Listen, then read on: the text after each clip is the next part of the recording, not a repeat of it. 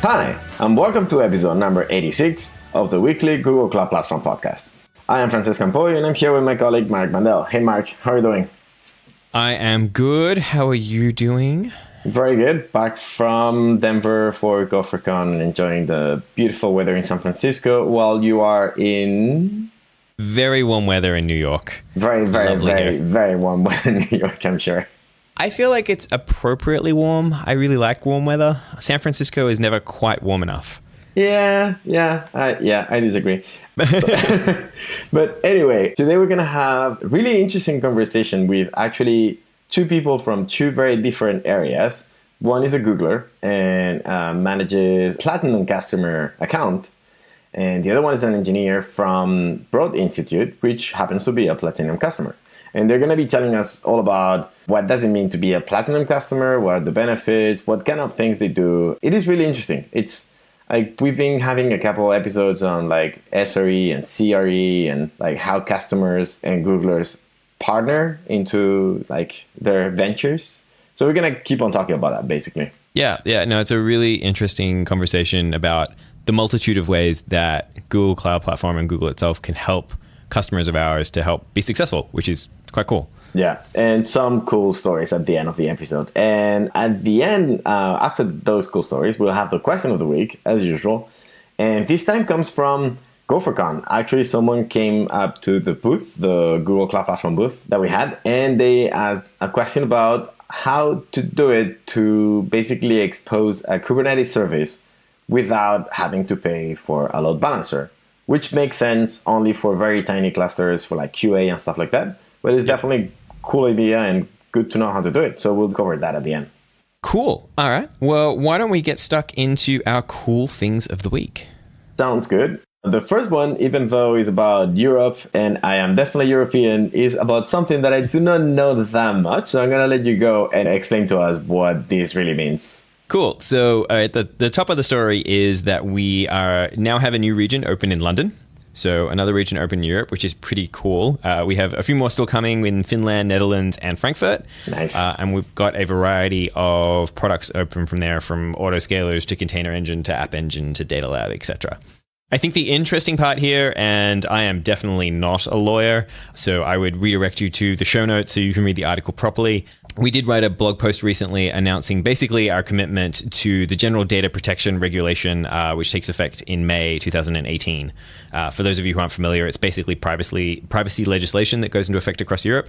And so we want to make sure that that's good for all our European customers. Again, I'm not a lawyer, so I'm going to redirect you to the blog post to read through it all. That'll be in the show notes. But this is just, one more step in that direction, just to say, hey, like we take this really seriously. So we're opening our region in London, and we're also making sure we're compliant. A second cool thing of the week, and this one, I tweeted about it because as soon as I saw it, I thought it was really, really cool, is our friends from the New York Times, and they were talking about how to do continuous deployment for App Engine and Container Engine, and they open source all of the code, which is really cool. We'll link to it in the show notes. We'll find it. Yeah, and now they open source something else, this time about Go, and it's about how to use GoKit on App Engine standard environment. So with Go 1.6 or Go 1.8 in beta currently. So for those who don't know what GoKit is, I have a vague idea. I'm not entirely sure. Why is GoKit so cool, and why is it cool that it's on App Engine? GoKit, basically, it allows you to make your services more robust. It is a microservice framework for Go, and it manages things like making sure that you have monitor and you're able to instrument all your endpoints and security, and even things like, well, if a server is down, you should not keep on trying to send requests all of the time. So like financial backup and all of these things that you need to take care of when you're writing a robust architecture with microservices. All of those things are available in GoKit. Now, the problem is that App Engine has some limitations on what you can do. And one of them is actually how you get an HTTP connection to the outside. Got it. So basically, they adapted it so you can use App Engine and GoKit together, which is really cool. So if you're interested, if you're running Go on App Engine, I'll definitely ask you to go have a look because this is actually really interesting stuff. Well, we talked last week about how Kubernetes 1.7 was released. So this week, we're talking about how you can now use it on Container Engine, which is super, super cool. And super, super fast. And super, super fast. Yeah, it's amazing how quickly these come through. As well as a couple of other interesting things in here just for GKE releases. So that we've got like an auto repair beta for like if nodes have any issues. We have new regions and they all have Container Engine, which is great as well. And we've also allowed us to have like internal load balancing is beta as well for Kubernetes and GKE inside Google Cloud Platform. So there's like a bunch of new features that are also available, not just Kubernetes ones, but GKE ones that have come along with this release as well. Really cool. And the last cool thing of the week before the interview is about Container Builder. And we did an episode on Container Builder. It was episode 79. And this time we have a video by one of our teammates, Carter Morgan, talking about, I think it's going to be a long series because it's called Builder Part 1, but it's the first episode of a series. And this one covers how to do rolling updates with Container Builder. And it's only 5 minutes. So if you use any of these or you're curious, go check it out. Awesome. Well, I think that's plenty of cool things. Yeah. Why don't we go chat with our friends Lukas and Mike and talk all about Platinum customers and Broad Institute. Sounds good. Let's do that. Today, I am delighted and overjoyed to have two fine fellows joining us today. We have Lukas Karlsson, Cloud Architect and Developer Advocate at Broad Institute. And as well, we also have Mark Altarace, who is a Strategic Customer Engineer here at Google Cloud Platform as well. Thank you so much for joining us. How are you both doing today, Lukas? Great. Thank you for having us. Excellent. Mike, you're doing well as well? Hey guys, doing fantastic. Thanks for asking. Wonderful. Thank you for coming. Excellent. So super excited to have you on the podcast to talk about both Broad Institute and also being a Platinum customer and what does that actually mean. But before we do that, why don't we just hear about both of you. Lukas, why don't you tell us a little bit about yourself and what you do at the Broad Institute? Well, I've been at the Broad for about 14 years or so I've had quite a few different roles over that time. But right now, I'm responsible for our cloud architecture and strategy, and I also am filling a role as developer advocate, where I try and improve the success of all of the developers within the Broad and some external who try to consume all of our services. Cool. And for those that do not know what it is, in like a very short sentence, what is the Broad Institute? The Broad is a genomics research institute funded primarily by government grants that focuses on sort of the analytical side of biology and chemistry. So we were one of the major contributors responsible for the Human Genome Project, and now we are focused on sort of proving the value of the genome by discovering therapies and tools that improve health and science. That sounds pretty awesome. That sounds pretty awesome. And Mike, what do you do? Yes, hi. I'm the Strategic Customer Engineer that actually is assigned to the Broad Institute. That's part of our Platinum support service that we offer for our strategic customer, someone like myself that is assigned specifically to a large customer such as the Broad. So you are a Googler? I'm a Googler. Good. I'm actually based out of Western Virginia. We are a worldwide team. We have presence across the globe. And I am here luckily on the same time zone as Lukas on the East Coast. Excellent. All right. So, look, why don't we start on the Broad Institute side, and then we'll come back to the Platinum customer side of things. So I'm sure we'll find time to switch in between. But, okay, so it sounds like, Lukas, you do a lot with very large amounts of data. Do you just run on GCP? Like, what does this pipeline look like as you do these large sort of, it sounds like data calculations of some kind? Well, we have a really wide variety of projects going on at the Broad, so anything I say about what we're doing for one project is likely different for some other project. We have users in most of the major public clouds right now, including Amazon and Google, and certainly data is probably the biggest thing for us. So when I look at our consumption of services in the cloud, more than 50% of what we consume is data storage, and probably a little over a third of it is for compute, and then everything else is things like monitoring and SQL services and that sort of thing. Cool. So what products do you use on GCP? So in GCP, we are, as I said, a big storage customer. We're using some of the global and multi-regional and regional buckets primarily, although we're sort of moving towards some of the nearline and cold line storage as well. We do a massive amount of compute, parallel compute. So we run jobs that at times use, let's say, tens of thousands of CPUs simultaneously. And so we're a big customer of the preemptible VM service. In fact, we were, I believe, Google's blog announcement customer for that service. And so just as an example, what would you be using these things for? Is like you said you have a wide variety of products, but now I'm just quite curious, like at a concrete level, what you'd be doing. So the most common thing that we do with computing is we do data analysis. So we have all these instruments that are sequencing DNA and generating various kinds of raw data from images to other sorts of data files. And we run these pipelines against them, which basically looks like potentially a Python script or something that reads in some raw data, runs some Unix tools against that data, and then takes the output from that first step and makes that the input of the next step. And then, flowing through a pipeline of steps to generate some certain kind of output that helps answer some particular genetic question about the data. Nice. So I guess since we have I was going to say broad idea, jokes, maybe we can talk a little bit about the fact that you mentioned that you are a platinum customer. What does this mean? Maybe we can get Mike to answer this question.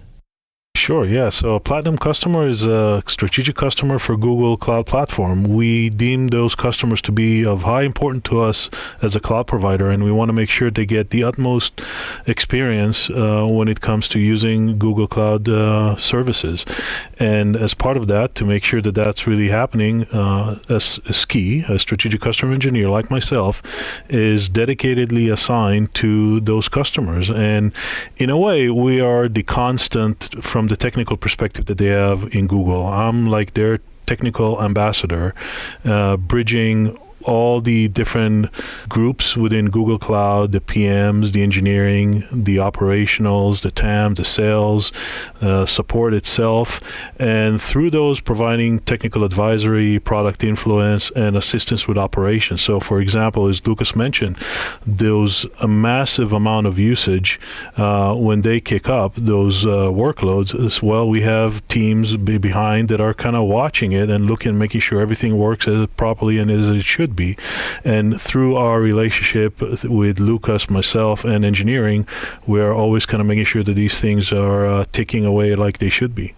That's one example. So now I'm curious about how are you different or similar to CRE's, Customer Reliability Engineer? Yeah, that's a fair question, a very good one. I guess the main difference is that we have an account-wide relationship that is continuous and constant. I'm always going to be there. Even there's going to be one or more CRE engaged, there's always going to be a SKI that oversees the technical aspect of the relationship between Broad Institute and Google. So no matter what, anything that has to be with technical aspect of those relationships, the SKI is going to be involved and make sure everything is moving in the right direction and doesn't go orthogonal. So there are going to be multiple engagement that are in technical nature through CREs, through professional services organizations, but as a SKI, the buck stops here when it comes to technical aspect of the relationship, and I'm always going to be there to make sure it's working out the way it should.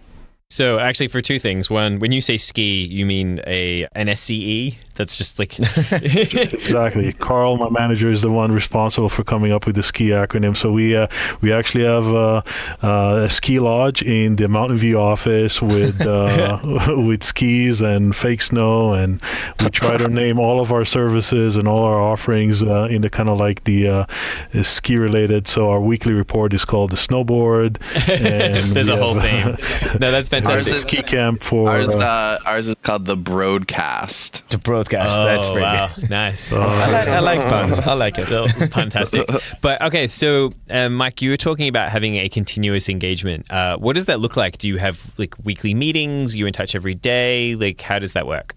Totally. We have scheduled weekly cadences across multiple teams within the Broad. Lukas, of course, is a major part of it, but it also means hangouts and just ad prop and ad hoc situation where we just get on a hangout and chat and discuss things. So if something needs to be addressed, either from operation, product guidance, connecting to a PM, I get hit by the Broad, or I hit the Broad, and we just have an impromptu conversation about it. So the personal and the trust relationship, the trust aspect of the relationship is key fact to what we consider being a success, and in kind of making sure everything works and reducing their anxiety about using the platform.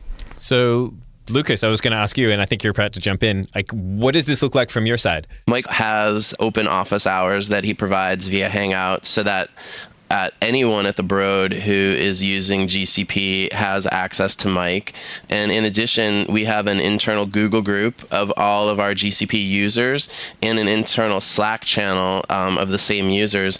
And Mike is involved in both of those. So many times a user will ask something in the chat room or on the mailing list, and the response is, "Oh, Mike can help with that. Just reach out to Mike."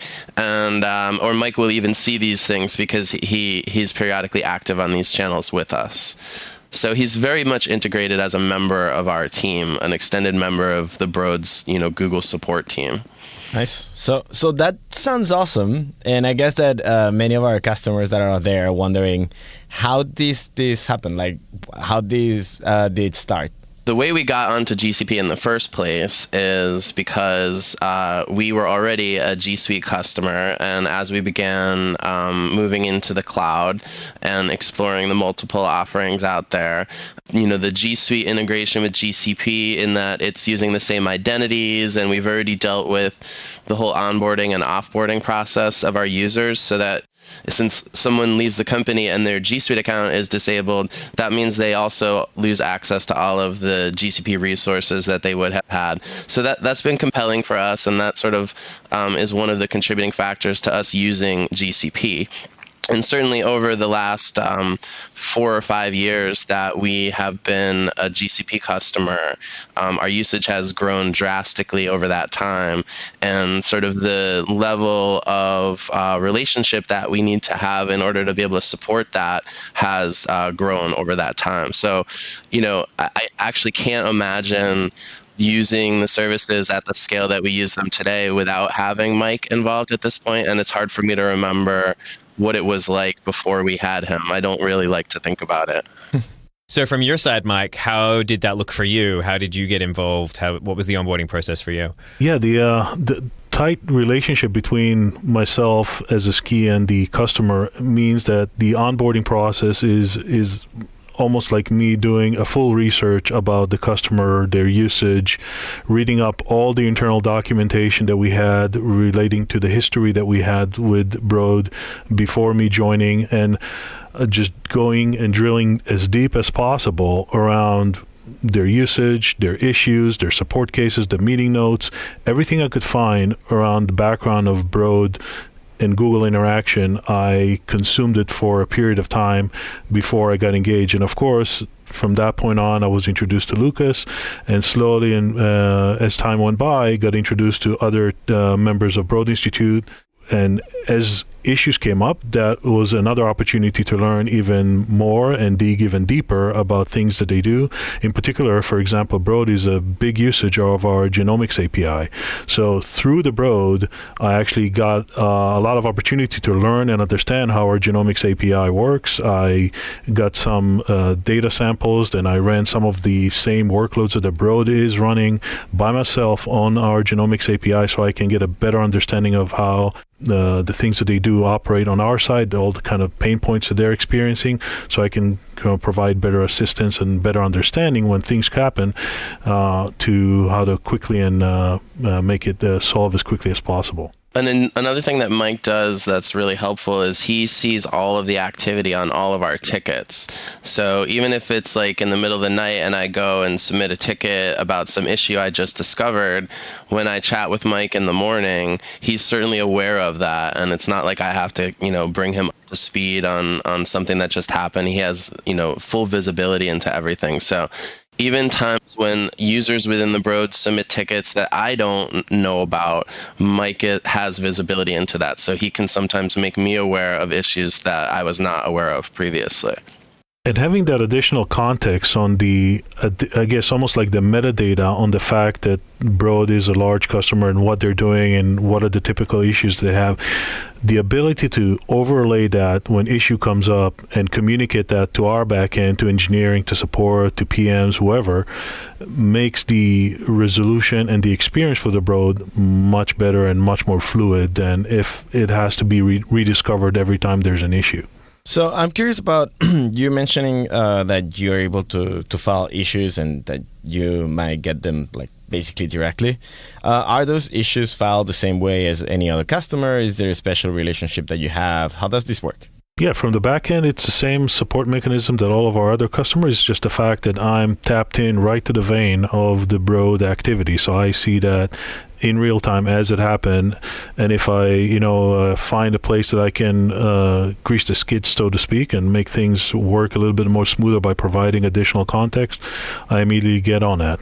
Should we talk at all about the issue tracker here, and how we have additional visibility there? Oh, yeah, that's actually a really good point, right? So we actually, in addition to just a general support ticketing system, we actually also provision Broad as a partner to our internal buginizer system. So Broad has, a unique component within Google's internal bug tracking system, which is a way to get even deeper penetration and understanding of technical issues that are pertaining to both sides. So Broad can talk directly to, for example, Google Genomics API engineers on specific issues through the additional system of the buginizer. So I'm putting on my, hey, I'm a GCP customer hat, and I'm thinking to myself, this sounds amazing. I want what you all have. How does that happen? Is it a certain tier of usage? Do we select based on certain internal criteria? What's the deal there, Mike? Yeah, great question. So the ski engagement is actually part of the professional service organization of Google Cloud. So any customer can actually reach out to their Google Cloud representative and ask them about the option of getting a technical account manager, a ski. We're making that available as a service. Yep. Cool. Well, is there a URL that people can go to if they want to find that, or is that specific to if you have already had a sales agent? Yeah, absolutely. So you can definitely go to our website and go to cloud.google.com/support, and you should be able to continue from there. Awesome. And we'll just hand out your phone number, Mike, if people can't find that. Is that Totally. fine? All right, cool. I'm used to that. Cool. So I'm curious about, is there any story that you can share of like how this actually works, like a concrete use case where being a platinum customer solved a big problem? Like, I don't know if there was some big technical problem on your side, or I don't know, like any kind of those issues where being a platinum customer really made a difference. Yeah, I mean, the ones I like to talk about are where we have mistakenly exposed the lack of infinite capacity that Google has. So like there was that first time where I got the call where they were like, what are you doing in the central region right now? And I was like, oh my gosh, we just showed up on Google's radar. That's amazing. Like, and we realized that there actually are limited amount of resources, and it's possible to consume them all at some point. Cool. So now I'm wondering, is there any interesting story you can share that really shows a big difference? Like, oh, luckily we're a platinum customer that we're able to solve this issue. Is there something like that you can share that is not top secret or something? Yeah. So one of the things I think that one of the reasons we are a platinum customer is the scale at which we run is such that we periodically are able to expose the sort of fact that the cloud is not actually unlimited. And so in one example, we were using too many CPUs in a particular region, and we had to be very strategic with Google about where to move those workloads. There was another situation last year where we In using all of those preemptible VMs that we were using, we managed to consume most of the IP address resources in a particular region. And so we went down a very strategic route with Google on not only tactically trying to solve the immediate problem, but basically trying to redesign our application and with Google to make it so that we didn't need to use so many external IP addresses. And Mike was integral. I assume it wasn't like 5 or 10 like CPUs or IP addresses. No, it was a little bit more than that. Tens of thousands. And so, one of our applications needs to speak to the internet. And so while many of Google's resources like storage are available using internal IP addresses, if that same machine needs to talk to like Docker Hub, for example, then it or something near it needs to have a public IP. So, we sort of exposed this limitation in both Google's infrastructure as well as in the design of our application. And then Mike and his team rallied around. This was actually during DockerCon last year. And so there was a few Googlers, like Mike's boss Carl was at DockerCon, and he and I were able to get together in a little room and just sort of hack through the issue with a bunch of Brodies who were back on site in Cambridge, and with Mike and others who were online at Google. And it was a real like collaborative, sort of urgent effort to try and resolve this issue. And just from that point of view, I mean, the back-end services and team owners are intimately aware of Broad Institute because of issues like that, and it actually helped us make the platform better. We changed a lot of our internal processes and also general processes as a cloud provider as a result of these type of interaction we had with the Broad Institute being a platinum customer and really pushing us to the limit. And at the end of the day, it really helps all of our customers. Another example, I think, is, Mike is able to help me interact with many of the PMs of some of the products that we rely on very heavily. And through those relationships, we're often able to get on early access or alpha programs for certain products. And for example, earlier this year, we were one of the first, if not the first customer to begin using a feature. And within the first day or two of experimenting with it, we found 2 major bugs. And so Google was able to sort of pull that feature, resolve those bugs, and get that redeployed before any other customers experienced it. So in the end, we were able to get access to a feature that was critical to us, and we were able to help Google make that feature more reliable for everybody.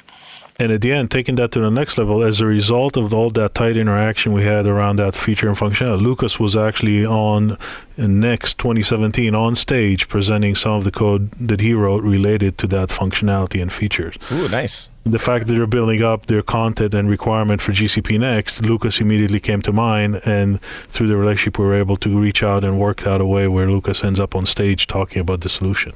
Awesome. We'll find that talk and we'll have a link from the show notes. That's for sure. Okay, so we're running out of time, and so I like to ask my favorite question, which is, does anyone have anything extra to add or anything we haven't managed to ask in our interview process so far? Mike, I think you might have something. Yeah, thanks. So last point, I do actually have the URL where you can go and get in touch with the professional services, and it's cloud.google.com/solutions. Awesome. All right. Lukas, Mike, thank you so much for joining us. We really appreciate you taking the time and talking to us about Broad Institute and also what it means to be a platinum customer. Thanks for having us. Thank you, guys. Pleasure to be here. So thanks again to both Lukas and Mike for taking the time today to explain a little bit about what it is to be a platinum customer, what does it entail, and what is the kind of like relationship and how like basically helping each other all the time. Pretty amazing that platinum customers, they get such a level of support. Like they basically can call someone, a Googler, on their mobile phone directly. Pretty amazing. Yeah, and make sure, like, if you have a company that's large enough or have enough needs that you think you need to be a platinum customers, check out the links in the show notes so that you can get involved as quickly as possible. So I guess that it's time to go with our question of the week. And as I was saying at the beginning of the episode, this one comes from someone that came to see me at the Google Cloud Platform booth at GopherCon last week in Denver. And his question was like, okay, so I have a development cluster for Kubernetes. So basically, I'm running Kubernetes on GKE, and it's a development QA thing. So I wanted to be as cheap as possible because there's no production traffic going on in there. So I don't really care about like reliability or anything like that. So I can run it with one single instance, and I can even run it with F1 small, which is actually very, very affordable. But then when I want to expose service, if I expose it with the default way of doing it, which is by saying type is load balancer, then all of a sudden you get a load balancer. And then you need to pay for that load balancer, which is more than what they would like to pay specifically for this test environment. So how can you expose service without a load balancer? And I think that you have a way to do it. So I guess you can go with one and I'll go with the other one. Okay. I have one way that I think should work. So the way that I was going to say, so we were saying that like we're going to have one instance in our Kubernetes cluster. Yeah. So often what happens if you're not running Kubernetes on the cloud, rather than using a service with a type load balancer, you often do what's called type node port, which actually opens up the port directly on the machine, and it opens up the same port for all the services across all the machines that are inside your cluster. So then you could put your own load balancer over the front, just point it to those ports across those machines, and you're good to go. But there's nothing that stops you from saying, hey, why don't we just connect directly to that node port for that individual service? So you could do a service with a node port, specify the port that you want to open, and have that available. The only caveat I would put it is just to make sure that there is a firewall rule on that compute engine instance that GKE provisions for you to ensure that the traffic will go through to that port. But in theory, it should work. I guess there's a second caveat to that, which leads us to the other solution, which is what happens if that instance is restarted. You might get a different IP. So all of a sudden, what IP should you target? So that's why there's a different solution, which is by using static IPs. So you can get a static IP for your service, and then that static IP, it is completely free of charge as long as it's assigned to something. So if you're running it with an instance, then you're good. You don't need to pay for anything for that one, which is cool. And then you can actually set on your ingress service, you can set that specific IP. The details to set this up are actually part of a little repo that Kelsey Hightower open sourced. So we will have a link to that specific place. Basically, it takes you through how to reserve a static IP and then how to add it to your Kubernetes configuration files in order to use that one for your service rather than allocating a new load balancer. If you wanted to get super fancy, you might be able to make it preemptible as well. So I tried, and you can. I don't know. I mean, it will be more affordable, but at the same time, I wonder if you're running tests on it. But it's only going to go down maybe once every 24 hours or so. Or more. So it's not going to happen that often. It's going to make your tests flaky, so then you need to rerun them again. But at the same time, it's integration tests, so probably flakiness is okay. I'm just saying it's an option. This is there. It is definitely an option. The one that is not an option that I thought about was, well, if I want to make it as affordable as possible, maybe I can run an F1 micro because you get one for free per month. So that'd be perfect. But nice. It is not enough to run Kubernetes, unfortunately. So you need to run at least F1 small, which is also very, very, very affordable, to be honest. So you can run Kubernetes, but no pods. Basically, yeah, you can run Kubernetes, but nothing will run inside. So yeah, not big enough. Yeah. Wonderful. All right, before we ramble on even further, Francesc, what are you up to? Are you going anywhere special? I know you just got back from GopherCon. Yeah, I just got back from GopherCon, so I'm taking a couple of days off. I might go camping somewhere in the forest far away from computers. And nice. Yeah, and after that, basically enjoying San Francisco. I'll be here for the Go SF meetup in July 26th. And after that, some holidays again. What about you? What am I up to? Let me think. So I will be attending, I will be speaking at PAX Dev at the end of August in Seattle and then attending PAX after that. So that'll be lots and lots of fun. Before that, I think just getting ready for PAX. I'm pretty excited about it, actually. Nice. I guess that I will also mention that I keep on releasing up Just for Funk episodes. Just for Funk. So by the time this episode comes out, I will be working on the next one. And there's some surprises coming up, like guest stars and stuff like that. Ooh. It's going to be exciting. Yep. Well, I'm excited. Wonderful. Well, Francesc, thank you so much for joining me for yet another episode. Thank you, Mark. And enjoy the amazing weather in New York as you love it so much. And thank you all for listening. And we'll see you all next week.